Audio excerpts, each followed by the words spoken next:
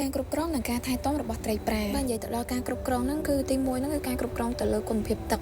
ពិនិត្យគុណភាពទឹកម្ដងក្នុងមួយសប្តាហ៍អំពីកម្រិត pH និងកម្រិតជាតិពុលនៅក្នុងទឹកគឺអាម៉ូញ៉ាផងដែរទី2ហ្នឹងគឺការគ្រប់គ្រងទៅលើគុណភាពទឹកឲ្យបានសមស្របតាមលក្ខខណ្ឌនៃការរស់នៅរបស់ត្រីដើម្បីបង្ការជំងឺនិងគ្រោះថ្នាក់ជាយថាហេតុលើដំណើរការចិញ្ចឹមទី3ហ្នឹងគឺតកតងជាមួយនឹងតារាងប៉ារ៉ាម៉ែត្រគុណភាពទឹកការគ្រប់គ្រងជំងឺត្រីប្រានៃនាយកដ្ឋាន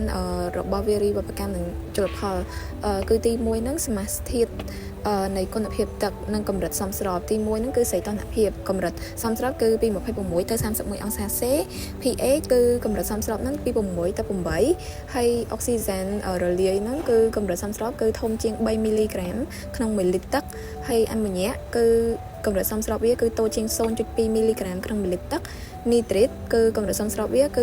តូចជាង 0.2 មីលីក្រាមក្នុង1លីត្រទឹកកំហាប់អំបិលកម្រិតសមស្របរបស់វាគឺពី0ទៅ2ក្រាមក្នុង1លីត្រទឹកមួយវិញទៀតហ្នឹងគឺតកតងជាមួយនឹងការតាមដានការលូតលាស់របស់ត្រីការធ្វើសំណាក់ត្រីរៀងរាល់1ខែម្ដងគឺជាមធ្យោបាយដ៏ល្អបំផុតសម្រាប់តាមដានកម្រិតលូតលាស់និងពិនិត្យសុខភាពត្រីប៉ាន់ស្មានអត្រាត្រីដែលនៅសល់នៅក្នុងស្លាវិភាគសមាមាត្រចំណីឬមេគុណចំណីនិងឈានទៅដល់ការគណនាបរិមាណចំណីដែលត្រូវឲ្យត្រីស៊ីបន្ទាប់ទៀតផងដែរហើយតកតងជាមួយនឹងការធ្វើសំណាក់ត្រីហ្នឹងគឺយើងធ្វើការចាប់យកត្រីចន្លោះពី20ទៅ30ក្បាលដោយប្រើសំណាញ់ឬឧបករណ៍ផ្សេងនៅ3ទៅ4ទីតាំងខុសៗគ្នានៃស្រះរួចយកត្រីហ្នឹងទៅថ្លឹងហើយនឹងកត់ត្រាពីចំនួននិងទម្ងន់ត្រីបន្ទាប់មកយើងអាចគណនារកទម្ងន់ត្រីមធ្យមក្នុងមួយក្បាលតាមរូបមន្ត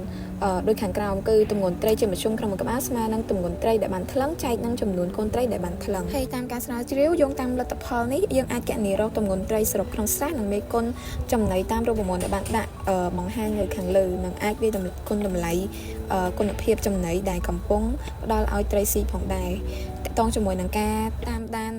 សកម្មភាពត្រីវិញគឺត្រូវតាមដានជាប្រចាំជាពិសេសនៅពេលព្រឹកព្រលឹមពេលល្ងាចពីព្រោះពេលដែលកម្រិតអុកស៊ីហ្សែនរលាយនៅក្នុងទឹកព្រោះប្រែខ្លាំងហើយអាចបង្កឲ្យត្រីពុលផងដែរហើយក្នុងករណី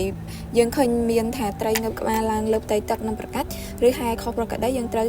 ធ្វើឲ្យទឹកក្នុងស្រះមានចលនាតាមរយៈការបាចឬក៏បូមទឹកបន្ថែមដើម្បីឲ្យបំបែកសារធាតុពុលនៅបាតស្រះនិងបង្កើនអុកស៊ីហ្សែនរលាយនៅក្នុងទឹកហើយលើពីនេះទៀតគឺត្រូវផ្ដល់ចំណីពី1ថ្ងៃទៅ2ថ្ងៃនឹងផ្លាស់ប្ដូរទឹកពី30ទៅ50%ផងដែរអញ្ចឹងវីដេអូថ្ងៃនេះមានតែប៉ុណ្្នឹងទេបើសិនជាអ្នកនរគ្នាមានចម្ងល់អាច comment នៅខាងក្រោមបានអរគុណអ្នកទាំងអស់គ្នាជួបគ្នានៅវីដេអូក្រោយ